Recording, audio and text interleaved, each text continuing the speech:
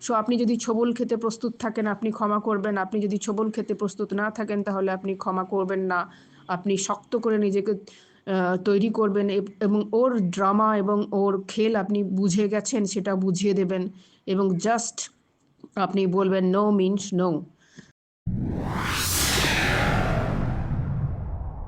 ২ নম্বর হচ্ছে যে আপনার পরিস্থিতি যদি আপনার হাতের বাইরে চলে যায় নিশ্চয়ই আপনাকে শারীরিক মানসিকভাবে ধ্বংসের হাত থেকে বাঁচার জন্য সেখান থেকে দূরত্ব অবশ্যই বজায় রাখতে হবে।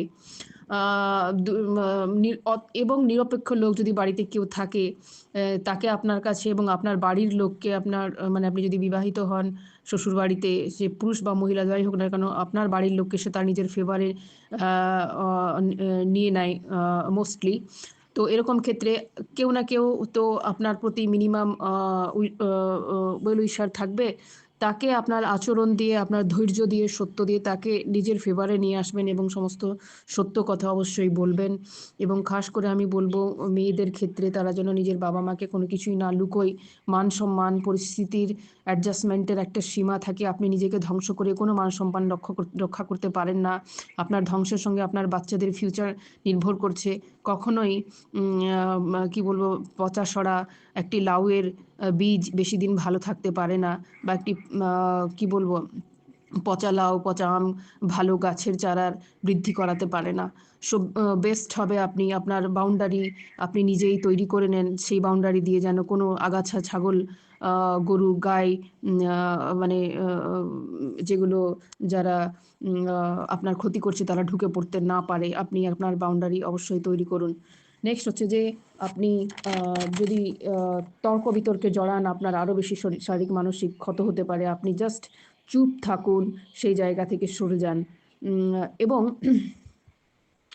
সে যদি আপনার নামে মানে বদনাম করে এবং খুবই আপনাকে হিউমিলিয়েট করার চেষ্টা করে, সেখানে আপনি মাথা ঠান্ডা রেখে তাকে জাস্ট অদৃশ্য সে আছে সেখানে বুঝিয়ে দিন। বাস আপনি এটা দেখার যে তার কোনো কিছুই আপনাকে এফেক্ট করছে না। কারণ আপনি বুঝে গেছেন সে আসলে কী চায়, সেটার থেকে আপনাকে বেরোতে হবে। এবং আল্টিমেটলি তার আসল উদ্দেশ্য হচ্ছে যে আপনার যে গ্রোথ, আপনার অদম্য উত্থান সেটাকে থামিয়ে দেওয়া। সেটাকে আপনি কোনোভাবেই থামাবেন না এবং আপনি আপনাকে নিজের যে কোনো স্পেসে মজবুত করেন। আপনার কাজগুলি খুব সুচারু সুন্দরভাবে ধৈর্যের সঙ্গে করে যান। লাস্টে বলব যে আপনি ভুলে যান ওই পরিস্থিতি থেকে বেরিয়ে আসার পর তাকে মানে এভাবে ভুলে যান যেন কোনোদিনই কোনোভাবে সে আসেনি। যত বেশি আপনি লালন করবেন আপনার হৃদয়ে তত বেশি আপনার ক্ষত বাড়তে থাকবে। কিন্তু হ্যাঁ, এটা মনে রাখবেন আপনি তাকে এভাবে ক্ষমা করে বারবার একই গর্তে পা দেবেন না। মানে যে গর্তে আপনি জানেন বিষাক্ত সাপ আছে আপনি সেই গর্তে বারবার পা দেওয়া কিন্তু আপনার ক্ষেত্রেই ভয়ানক বিপদ ডেকে নিয়ে আসতে পারে। সো এটা শুধুমাত্র আমার অভিজ্ঞতা থেকে বললাম না, আমি কিছু রিসার্চ থেকেই বললাম।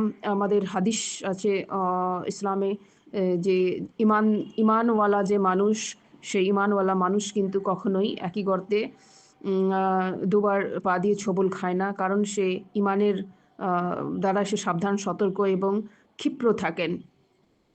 আপনি নীরব থাকবেন, শক্তিশালী থাকবেন। অ অপরপক্ষের আ আ অপরপক্ষের উকসানিতে আপনি কখনোই রিঅ্যাক্ট করবেন না। আপনি রিঅ্যাক্ট তখনই করবেন যখন পরিমিত পরিস্থিতি আসবে এবং তখন আপনি লজিক্যালি পয়েন্ট কয়েকটা লিখে নেবেন এবং তাকে কনফ্রন্ট করবেন শক্তির সঙ্গে দাঁড়িয়ে উইথ কনফিডেন্স। আপনি দেখবেন অপরপক্ষ ধুয়ে মুছে চুরমার হয়ে যাবে। এটা শুধুমাত্র ঘরের বিষয় নয়, এগুলি হয় অফিসে, কাচারিতে, আপনার কর্মের প্লেসে। হ্যাঁ, এতটা বেশি আপনি অ অ ভালো মানুষ হবেন না যেখানে আপনার ভালো মানুষত্বকে দুর্বলতা ভেবে আপনাকে ঘায়েল করে কেউ, আপনার কাছ থেকে অনেক কিছুই ছিনিয়ে নেয়। এটা আপনি হতে দেবেন না। আচ্ছা, লাস্টলি আমার সাজেশনটা ভালো করে মনে রাখবেন। কোনো রকম কোনো ডিসিশন নেওয়ার আগে, কোনো সমস্যা যখন আপনি কন্টিনিউয়াসলি ফিল করছেন, আপনি কোনো ডিসিশন নেওয়ার আগে অবশ্যই সাইকোলজিক্যাল কাউন্সিলরকে দেখাবেন। এনারা প্রফেশনাল হন। সাইকোলজিক্যাল কাউন্সিলর আপনার কাউন্সেলিং করে আপনাকে সঠিক পরামর্শ দিতে পারবেন। সাইকোলজিক্যাল কাউন্সিলর সমস্ত হসপিটালে অ্যাভেলেবল থাকেন। স্পেশালি অ্যাডোলেসেন্স বাচ্চাদের জন্য।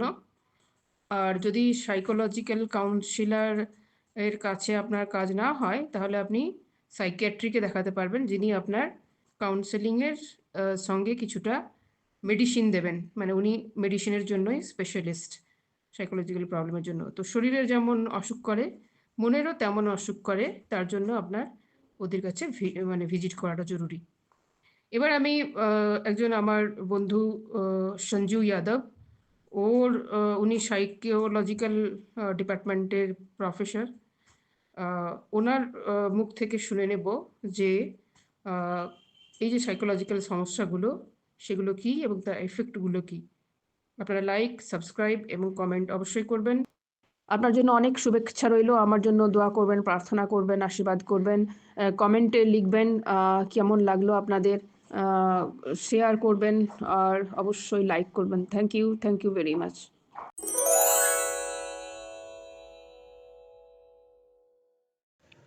Hello, good morning everyone. सबसे पहले अमीना मैम का बहुत बहुत धन्यवाद कि उन्होंने इस टॉपिक पे बोलने के लिए मुझे इनवाइट किया। कि फैमिली में जो इशू हैं या फैमिली मेम्बर्स की वजह से जो इशू हैं उसकी वजह से महिलाओं को बहुत सारी समस्याएं फेस करनी पड़ती हैं। तो इस पर मैं थोड़ी बहुत चीज़ें बताना चाहूँगी साइकोलॉजिकल पर्सपेक्टिव से। टॉपिक है कि dealing with toxic families and protecting women from domestic violence. जो महिलाएं घर में घरेलू हिंसा का शिकार हैं या अदर किसी जो इशू हैं, मतलब कि तुम किसी काम की नहीं हो या कुछ कर नहीं सकती, सपोर्ट सिस्टम नहीं मिल रहा, तो इन सारी चीज़ों को लेकर कैसे डील किया जाए, इस पर थोड़ा छोटा सा एक लेक्चर है। इसमें कई सारे टॉपिक कवर किए गए हैं। जैसे पहले कि फैमिली बहुत इम्पॉर्टेंट चीज़ है, फैमिली जो बहुत ही महत्वपूर्ण है। अगर एक फैमिली स्ट्रॉन्ग हो तो उससे फैमिली मेम्बर जो हैं वो आगे बढ़ते हैं, सपोर्ट सिस्टम मिलता है। फैमिली बहुत ज़रूरी है और किसी भी कंट्री के लिए, किसी भी सोसाइटी के लिए फ़ैमिली जो है वो एक बेसिक यूनिट है। इसलिए एक अच्छी फैमिली होना ये बहुत ही ग्रेटफुल है किसी भी पर्सन के लिए। दूसरा है psychological effects of toxic behaviour and domestic violence.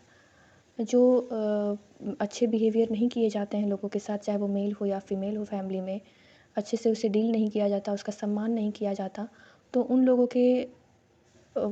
लोगों पर क्या मनोवैज्ञानिक रूप से प्रभाव पड़ता है, उनकी फ़िज़िकल, इमोशनल जो हेल्थ है वो प्रभावित होती है और उससे उनकी जो लाइफ़ है वो स्पॉइल हो जाती है। जो एक वर्थफुल लाइफ़ है, मीनिंगफुल लाइफ़ है, उसका उद्देश्य पूरा नहीं हो पाता है।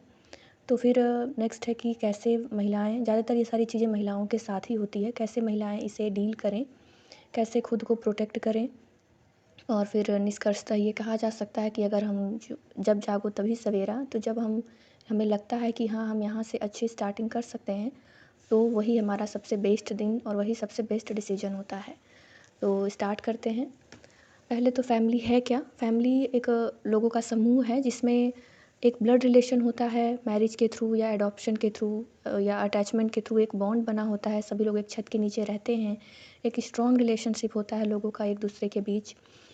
और फैमिली का महत्व इसलिए है क्योंकि वो हमारे लिए इमोशनल सपोर्ट, जैसे कि बच्चे की देख रेख हो गया, सुरक्षा की भावना हो गई, जो भी चैलेंजेस आते हैं उसको डील करने के लिए, अकेलापन, एंजाइटी, डिप्रेशन और भी जो समस्याएं हैं इन सब से डील करने के लिए फैमिली जो है वो एक इमोशनल सपोर्ट प्रोवाइड करती है। फैमिली जो है वो समाज के विकास के लिए आवश्यक और महत्वपूर्ण है।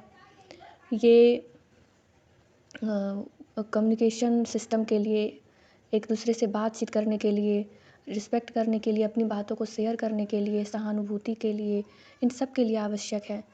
इस फैमिली की वजह से ही हम डेवलप कर पाते हैं, अपने कल्चर को आगे बढ़ाते हैं, अपने ट्रेडिशन को आगे बढ़ाते हैं, अपने डिसीजन मेकिंग, अपनी नैतिकता, इन सब के सहारे हम एक अच्छा समाज विकसित कर पाते हैं। फैमिली जो है वो फाइनेंशियल सपोर्ट और प्रैक्टिकल सपोर्ट प्रोवाइड करती है। जैसे कि जो रिसोर्सेस हैं, एजुकेशन है, हेल्थ केयर है या कोई ऐसी समस्या हो गई जिसमें ज़रूरत है पैसों की, तो उसके लिए फाइनेंशियल सपोर्ट फैमिली के थ्रू हमें मिलता है। बच्चों के बड़े होने से लेके उनको ज़िम्मेदार बनाने से लेके उनको सेटल करने तक की ज़िम्मेदारी एक फ़ैमिली की होती है। तो इसलिए फ़ैमिली जो है वो काफ़ी इम्पोर्टेंट, काफ़ी ज़रूरी है सोसाइटी के लिए। एक अच्छी फ़ैमिली बिल्डअप करना और अच्छे से रहना, ये सारी चीज़ें बहुत आवश्यक हैं एक अच्छे कल्चर के लिए, एक डेवलप्ड कंट्री के लिए। तो फैमिली जो है वो एक बेसिक यूनिट है समाज की। फिर इसके बाद है कि फैमिली जो है वो मतलब हमारी नैतिकता, कल्चरल ट्रांसमिशन के लिए आवश्यक है। फैमिली से ही हमारी पहचान विकसित होती है। फैमिली जो है वो हमारे मनोवैज्ञानिक कल्याण के लिए आवश्यक है। तो इस तरीके से ये सारी चीज़ें फैमिली की इम्पोर्टेंस को लेकर है। फिर है इस स्लाइड में कि psycho social effects of toxic behaviour and domestic violence. तो इसमें है कि फैमिली में अगर कोई पर्सन है या कुछ लोग ऐसे हैं जो किसी के साथ अच्छा बिहेव नहीं करते, तो उससे क्या-क्या साइकोलॉजिकल इफ़ेक्ट होते हैं लोगों पर।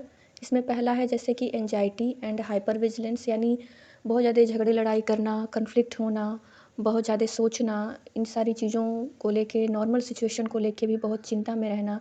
तो इन सब से कि बहुत जब बिहेवियर अच्छा नहीं है व्यक्ति का, तो व्यक्ति में द्वंद की भावना, ओवरथिंकिंग, अपने आप को सिक्योर न समझना, हमेशा डरे-डरे रहना, अवसाद में रहना, अपने आत्मसम्मान को लेके हमेशा चिंतित रहना, गिल्ट में रहना, ये सारी चीज़ें व्यक्ति में होती हैं।